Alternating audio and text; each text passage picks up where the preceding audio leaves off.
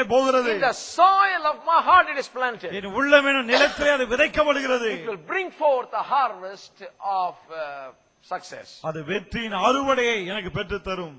Amen. Amen. This book of the law. இந்த நியாயப்பிரமாண புத்தகம். I love it.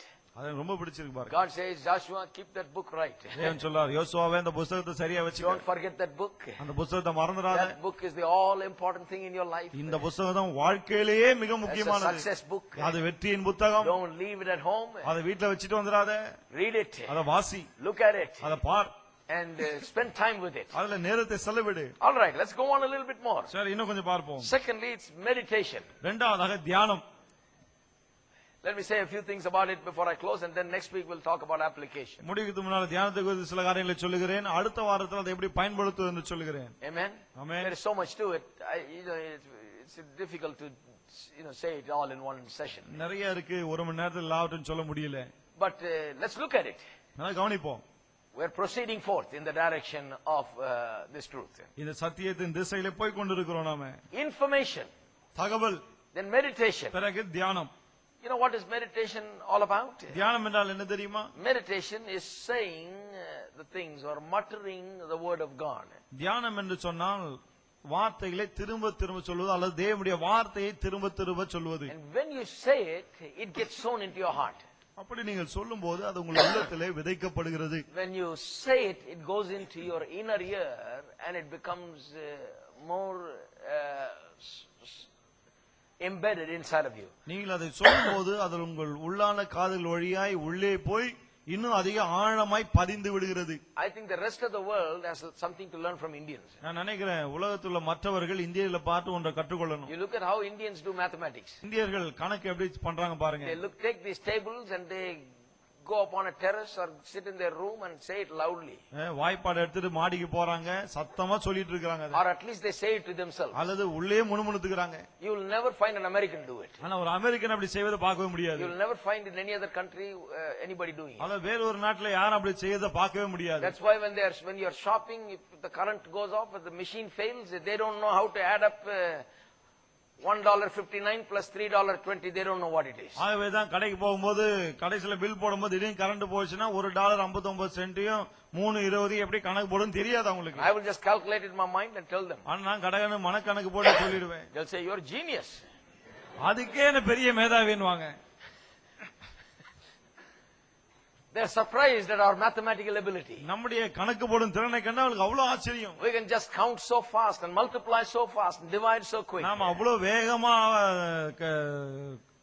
ஆட் பண்றோம், பெருக்குறோம், மற்ற காரியங்களை செய்றோம். You know why? Because we have learned to use a particular method. ஏனென்றால் ஒரு குறிப்பிட்ட முறையை பின்பற்றும்படி கற்றுக்கொண்டிருக்கிறோம். We're taught to say it loud.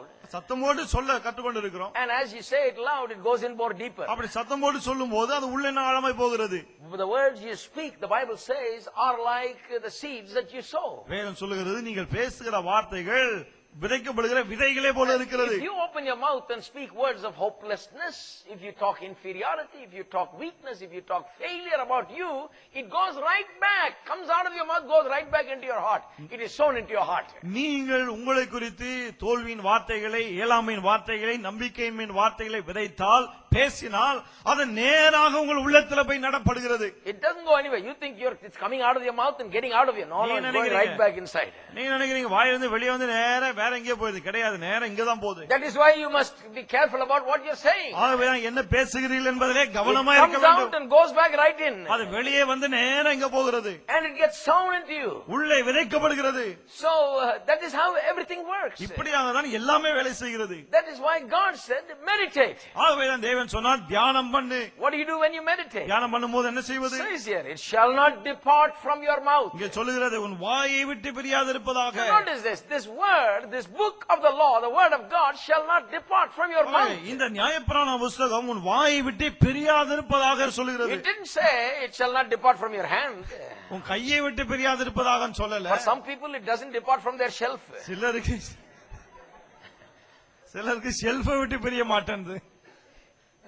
But God says it shall not depart out of your mouth. ஆனா தேவன் சொல்றார் வாயை விட்டு பிரியாதிருப்பதாக.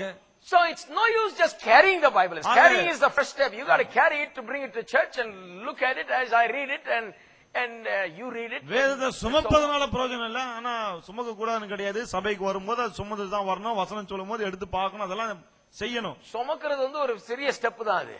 But you don't stop with just carrying this ஆனா Bible. வேத சுமப்பதோடு அப்படியே நின்று விட கூடாது. Some people, they have big Bibles they carry. சிலர் பெரிய பெரிய பைபிள்லாம் தூக்கிட்டு வருவாங்க. They just don't know what it says.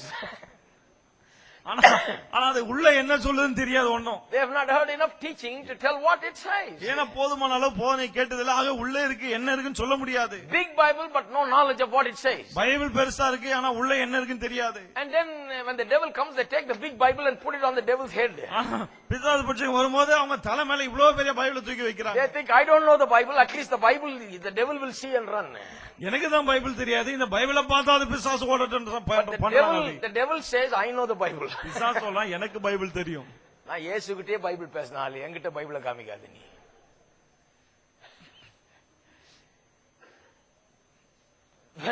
When Jesus was tempted by Satan, Yes, 3 times the devil quoted from the book of Deuteronomy, which most Christians don't even bother to read because it's too boring. பிசாசு இயேசுவை சோதித்தானே 3 முறை. உபாகமத்தில் உள்ள அந்த வசனங்களை கொண்டுதான் அவரை சோதிக்கிறான். அந்த புத்தகம் என்ன சொல்லுதுன்னே நிறைய விசுவாசிகள் தெரியாது.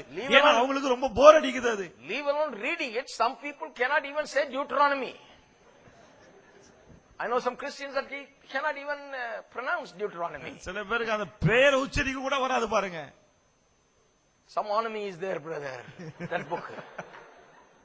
But the devil knows Deuteronomy. ஆனா பிசாசுக்கு தெரியும் உபாகமம். The devil knows Genesis, Exodus, Leviticus, Numbers and Deuteronomy. ஆதியாகமம், யாத்திராகமம், லேவியராகமம், என்னாகமம், உபாகமம் எல்லா ஆகமமும் பிசாசுக்கு தெரியும். So the devil is not afraid of you waving the Bible. ஆகவே நீங்க எப்படி பைபிள் தூக்கி ஆட்டறதுனால பிசாசு பயப்பட The போறது Bible இல்ல. doesn't scare the devil.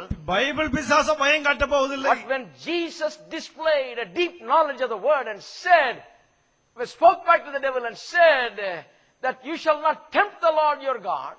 உன் தேவனாகிய கர்த்தரை பரீட்சை பாராதிருப்பாய் என்று சொன்னதன் மூலம் வேதத்தை குறித்த அறிவு தனக்கு ஆழமா இருக்கிறது என்பதை இயேசு காண்பித்த போது, When Jesus countered his quotation of the Bible verse and set him right with another quotation from the Bible. அவன் வேதத்திலிருந்து தவறாய் மேற்கோள் காட்டின போது அதே வேதத்திலிருந்து இயேசு சரியான விதத்திலே மேற்கோள் காட்டின போது, When he used the Bible effectively, வேதத்தை சரியான விதத்திலே அவர் பயன்படுத்தின போது, the Bible doesn't say that Satan contested it or said, no, I won't agree with it. பிசாசு அதை எதிர்த்து போராடினா மறுத்தான் ஒத்துக்க மாட்டேன்னு சொன்னான் வேதம் சொல்லல. No, he went to the next point. அவன் அடுத்த பாயிண்ட்க்கு போயிட்டான். No contest. அங்க இதுவே கிடையாது, No சர்ச்சையே answer. கிடையாது, அதுக்கு பதிலே And இல்ல. again Jesus countered him with the word of God. மறுபடியும் தேவனுடைய வார்த்தை கொண்டு தான் He went இயேசு to the next எதிர்த்தான். temptation. உடனே அடுத்த சோதனைக்கு போனான். Again he countered, and again Jesus countered him with the மறுபடியும் word. தேவனுடைய வார்த்தை கொண்டு தான் இயேசு அவனோடு பேசினார் 3 times. 3 முறை. And devil said, that's enough.